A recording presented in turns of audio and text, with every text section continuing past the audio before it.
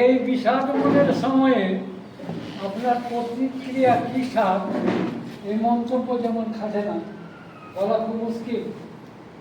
সেটা তো মানসিক উপলব্ধিতে বিষাদ সৃষ্টি হয়ে যায়। আমি একটু বাড়াচ্ছি কয়েক লাইন। আমার বয়স ৭৫, আজ থেকে ৭০ বছর আগের একটা কথা বলছি। আমার স্যারের তখন লিখতে হতো রচনা, এক পাতা দু পাতা করে, দুর্গা পূজার রচনা। এক পাতা লিখবে, ১.৫ পাতা ২ পাতা লিখবে, কিন্তু শেষে একটা লাইন লিখতে ভুল করো না। কি ছিল লাইনটা? বিজয়া দশমীর দিনটি বড় করুণ, এই দিনে প্রতিমা বিসর্জন। কথাটার মানে বুঝলেন? আজকে যে বিষাদের কথা, রবি ঠাকুরের কথা, আর আমরা লিখে এসেছি দুর্গা পূজার শেষ লাইনে, আজকে কিন্তু ওই অবস্থাটা আমাদের সুনীল স্যার। কাজে ওনাকে বলা যাবে না যে আপনার প্রতিক্রিয়াটা কি ব্যক্ত করবেন। আপনারা ব্যক্ত করেছেন, আশা করি উনি সবই পূরণ করবেন।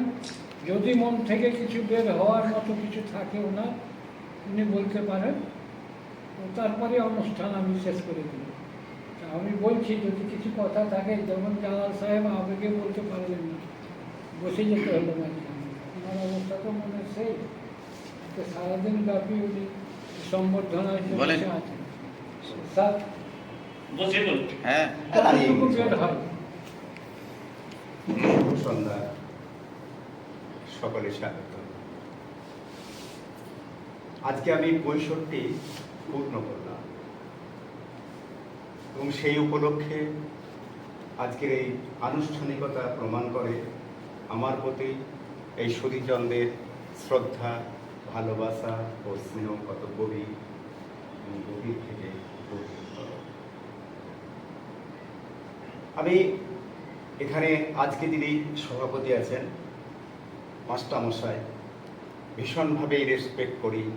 প্রথম যখন আসতাম, আসা যাওয়ার পথে দেখতাম শান্ত, সৌম্য, শুভ্র পোশাক পরিহিত মানুষটিকে, এবং শুনেছিলাম এলাকার মাস্টারমশাই। তখন থেকেই ওনার উপরে আমার একটা শ্রদ্ধা বোধ ছিল এবং সেই শ্রদ্ধা ক্রমে ক্রমে আরো গভীর থেকে গভীরতর হয়েছে। পতাকা ইন্ডাস্ট্রির সঙ্গে আমি এমনভাবে জড়িয়ে গেছি যাতে আমার মনে হতো আমি পতাকারই একজন। পতাকার যে কোনো প্রোগ্রাম হোক না কেন আমি আমন্ত্রণ পেতাম এবং সাদরে সেই আমন্ত্রণ গ্রহণ করতাম। এবং পতাকার মোস্তাক সাহেব থেকে আরম্ভ করে যারা পতাকার সঙ্গে ওতপ্রোতভাবে জড়িত, বিভিন্ন সময়ের ম্যানেজার থেকে শুরু করে আত্মীয় স্বজন, সবাই আমাকে খুবই স্নেহ করতেন, ভালোবাসতেন, শ্রদ্ধা করতেন। তাই আজকের এই আনুষ্ঠানিকতায় পতাকা ইন্ডাস্ট্রির যারা এখানে উপস্থিত হয়েছেন তাদের প্রত্যেকের উদ্দেশ্যে আমি আন্তরিক শ্রদ্ধা এবং শুভেচ্ছা জানাচ্ছি। আমি 88 থেকে এই প্রফেশনে আছি।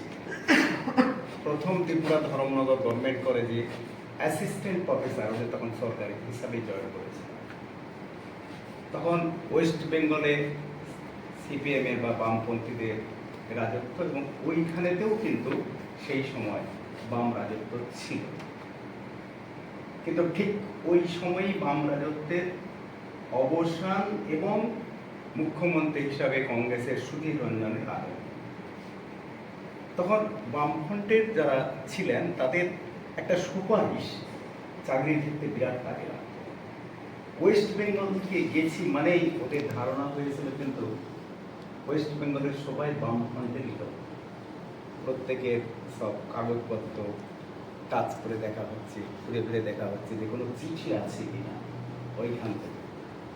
তো আমারও সেটা করা হয়েছিল এবং আমার কাছে সেটা কিছু পাইনি বলে আমাকে বলেছিল এটা লেলা, এটাকে ইন্টারভিউ দিতে। আর যাদের ছিল তাদের কিন্তু ওখানে সেইভাবে নেওয়া হয়নি। দারুণভাবে আমি চোখের সামনে দেখেছি গণশুদ্ধি করানো হচ্ছে। ঠিক সেই অবস্থাতেও কিন্তু আমাকে ইন্টারভিউ দিতে পারমিশন দিয়েছিল এবং সাদরে, এবং আমি ইন্টারভিউ দিয়ে কিন্তু ফার্স্ট পজিশনটা পেয়েছিলাম। 88-তে আমি জয়েনও করেছিলাম, কিন্তু উপদ্রুত এলাকা ঘোষিত হওয়ার পরে কিছু ডামাডোল ইত্যাদি ইত্যাদি মায়ের যখন কানে এলো, মা বললো চাকরি করতে হবে না, তুমি চলে এসো। এমনও মা কলেজের শিক্ষকতা, অ্যাসিস্ট্যান্ট প্রফেসর, ওদের সরকারি নিয়ম, এই আমাদের এটা ছিল না। আমি যাব বলে আমি বলছি তুমি চলে এসো, আমি আর দ্বিতীয় কথা মাত্র করিনি, আমি ফিরে চলে এসেছিলাম। ওদের নিয়ম অনুসারে যতটুকু সুযোগ সুবিধে, ছুটি, প্লেন ভাড়া সব কিছু ওরা আমাকে দিয়েছিল, চলে এসেছিলাম। এবং 88-এর যে প্যানেল, সেখানে ওয়েস্ট বেঙ্গলেও আমি প্যানেলের মধ্যে বিভিন্ন ইউনিভার্সিটি 4, 6, 6, 8, 9 পজিশনে ছিলাম, এবং সবচেয়ে খারাপ পজিশন 9 সেটা ক্যালকাটা ইউনিভার্সিটি। তার আগে 4, 6, 6, 8 এইসব পজিশনগুলো ছিল।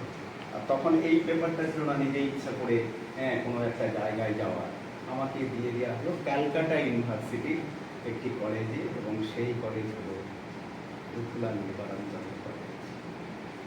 মুজিবর সাহেবের কাছে গেলাম, ওখানে আমার একজন স্যার ছিলেন কামারপুকুরে, যিনি এখানে প্রিন্সিপাল হিসাবে দায়িত্ব পালন করেছিলেন। হ্যাঁ, তো সেইখানে আমি মুজিবর সাহেব বললেন, তুমি কিচ্ছু না, তুমি শুধু চলে যাও, যে ওখানে জালালদার সঙ্গে কথা বলো, আর কারোর সঙ্গে তোমার কথা বলা দরকার, ওনার সঙ্গে পরামর্শ করতে জালালদার কাছে গেলাম। তো সত্যি কথা বলতে কি, সেদিন থেকে আমি এখানে একজন অভিভাবক পেলাম, এবং জালালদা ওনার ওই বড় হৃদয় নিয়ে নিজের ছোট ভাই বলে আমাকে বুকে জড়িয়ে ধরেছিলেন। এবং তারপর থেকে কিন্তু আমি এইখানে আস্তে আস্তে আস্তে আস্তে করে সবার সঙ্গে এমনভাবে জড়িয়ে গিয়েছিলাম যে আজও পর্যন্ত সেই সম্পর্কের বুনিয়াদটা বিন্দুমাত্র শিথিল হয়নি। খেলা হচ্ছে,